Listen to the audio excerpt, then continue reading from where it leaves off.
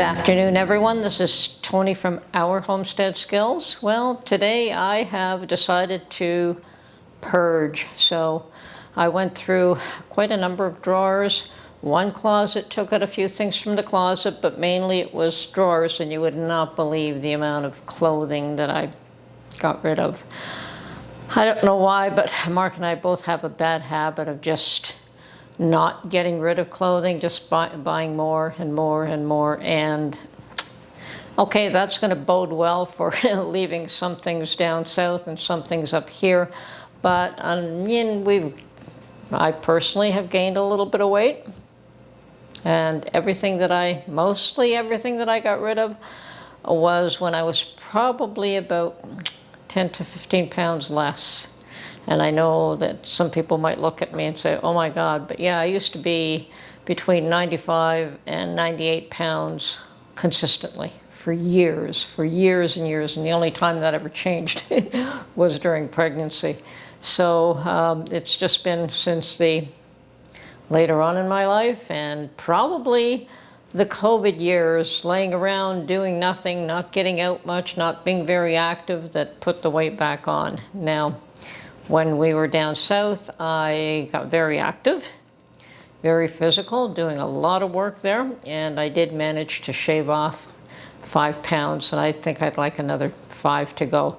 So I did save some of my clothing that was close, that were still maybe a little too tight, but perhaps with a little bit more work on getting rid of the belly, because that's where all the weight is. Unfortunately, women, when they lose weight, they lose it breast first, then face and arms and legs, and tummy seems to be the last place. At least it is for me.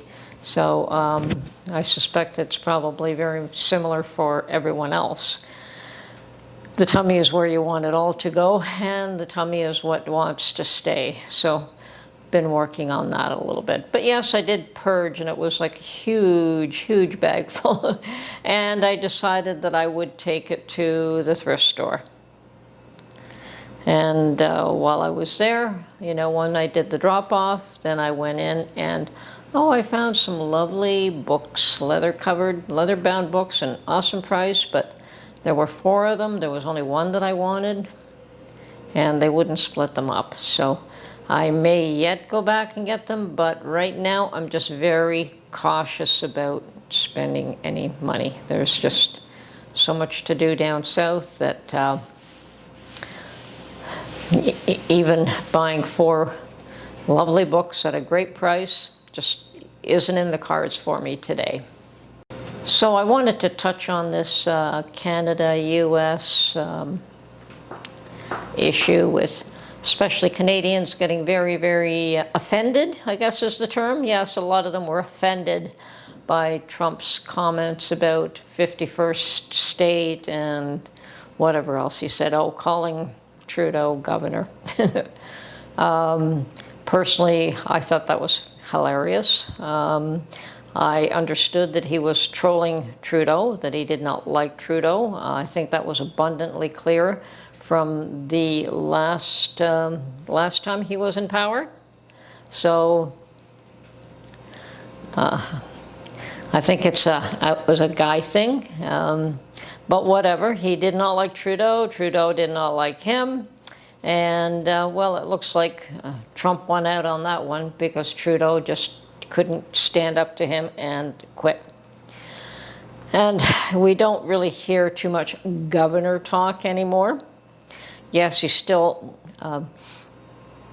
teases on about 51st state on occasion, but it's nowhere near what it was. So that was, he may feel that it would be beneficial if there wasn't this artificial boundary between the two countries. And I don't disagree with that. I think that we do have the longest border of any countries in the world. And so far, it's been very friendly. And it will be again. I don't really think that, unless Canadians want to get their backs up and just say how terrible this person is to not let us have our sovereignty. Yeah, well, the world is changing, and all countries are coming together and forming alliances. And right now it seems to be mainly economical, but it'll continue. It will be militarily as well. That's definitely the case. I think the days of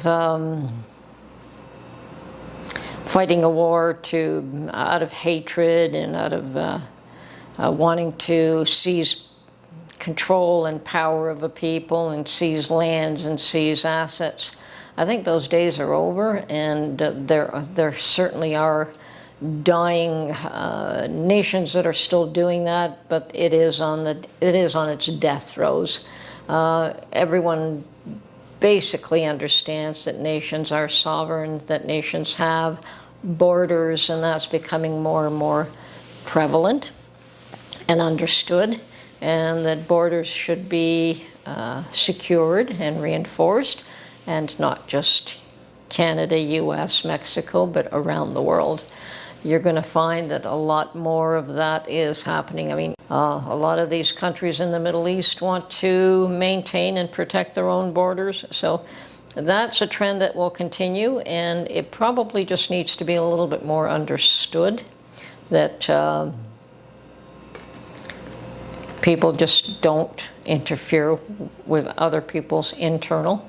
And I think that's the big issue here with Trump and Canada, is that he had a tremendous amount of influence, whether he intended it or not.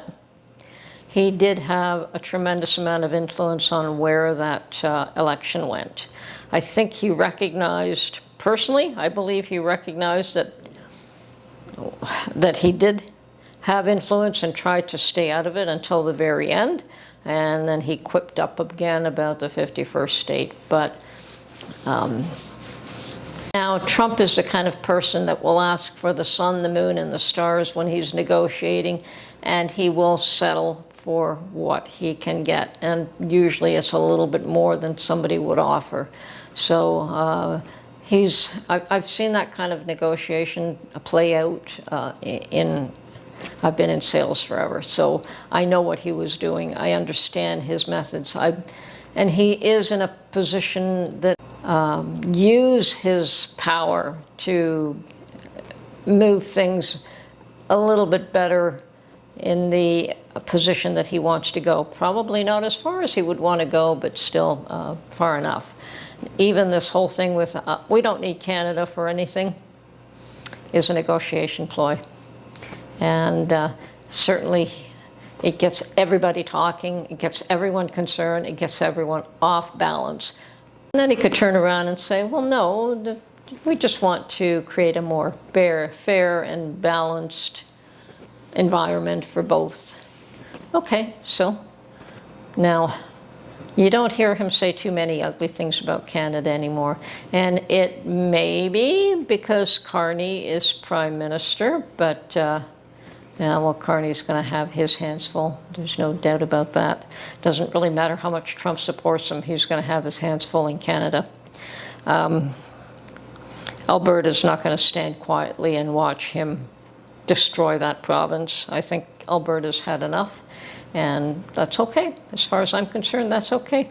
Why should any group that feels that they have been abused just keep taking abuse and not standing up and saying, no, enough is enough, I'm done with you, either you straighten out or goodbye? And I have no issue with that. I really don't. So more power to Alberta if they want to go. Now, as far as Canada, US, and people avoiding US travel, I'm hearing a lot about that. Like tons and tons of people are just no longer going down south, whether it's for a quick weekend visit, for a summer visit, for a holiday, for whatever shopping spree, whatever they used to go down south for. They're selling their properties down there, and they're not going to vacation there anymore. They're either going to go to France, or sorry, to Europe or to Mexico. Well, I'm not.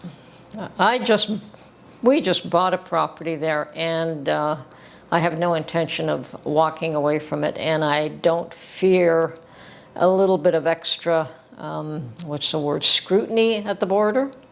If the U.S. wants to scrutinize us a little bit thorough and wants fingerprints, I have no issue with that. I mean, you are entering a foreign country. They have a right to know who's coming in. They have a right to know how long you intend to stay.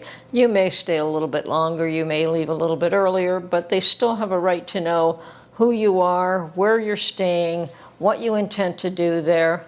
There is no reason why a country cannot do that.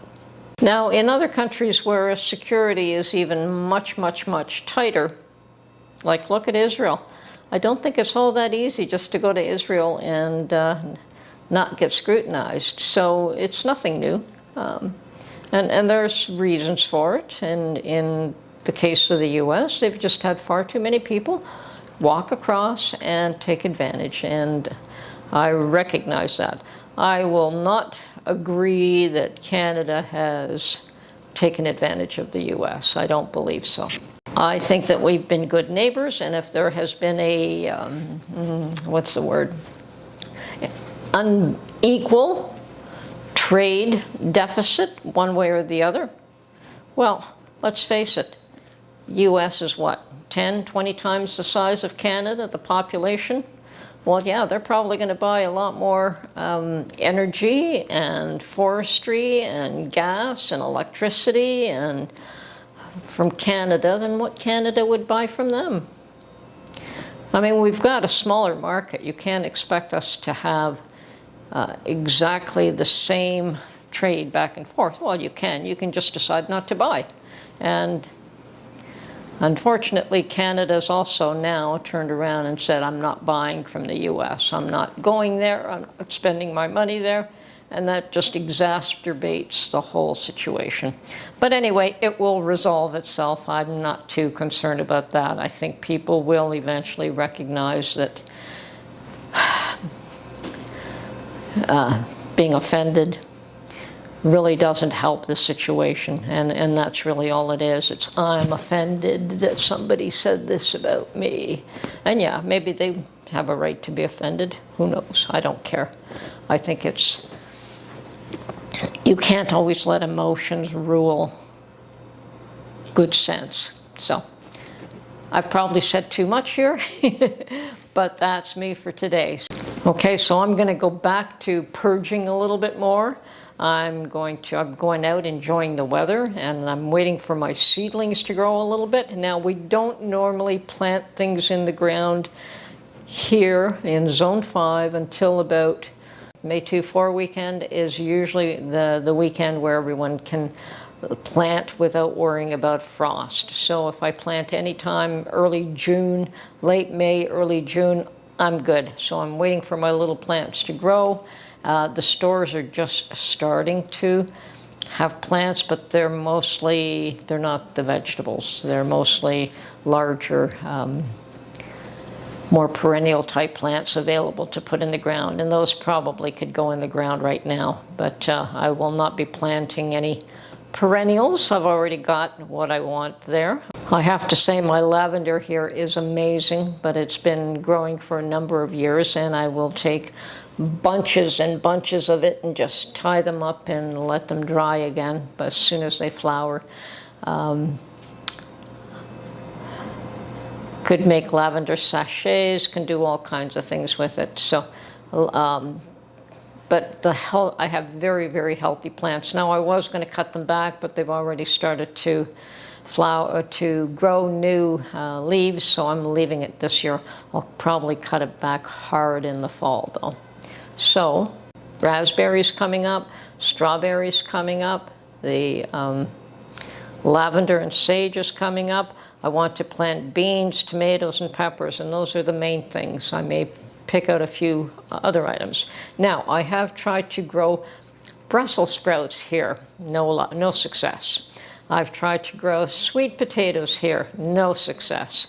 Both of those are more of a cool weather crop that need a longer growing season than what I've got here. So perhaps down south. I am definitely going to try Brussels sprouts down south, and sweet potatoes, if I can get down there early enough to plant some sweet potatoes, I will do that. Unfortunately, I probably should have had some sweet potato slips growing right now, but hopefully we can get some going fairly quickly. Other than that, hopefully my figs are doing well and my herbs are doing well, but we'll see when we get there.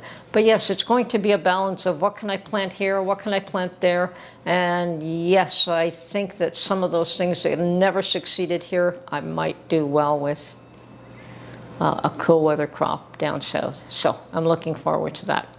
And I have a specific job in mind for Mark to do as soon as we get down there. He is researching right now what he needs in order to accomplish that, and we feel it would probably be better to buy the items in the south rather than here and bring them across. So that's, well, I'll get more into that when we get down there. But he is doing his research. It's something he's very familiar with dealing with, and I'll probably just leave him alone, let him do it, and hopefully I'll find something to do that I want to do, and we'll come together. Anyway, this is Tony from Our Homestead Skills. I have to get used to saying that. It'll come, it'll come. And anyway, we'll talk to you soon. Bye for now.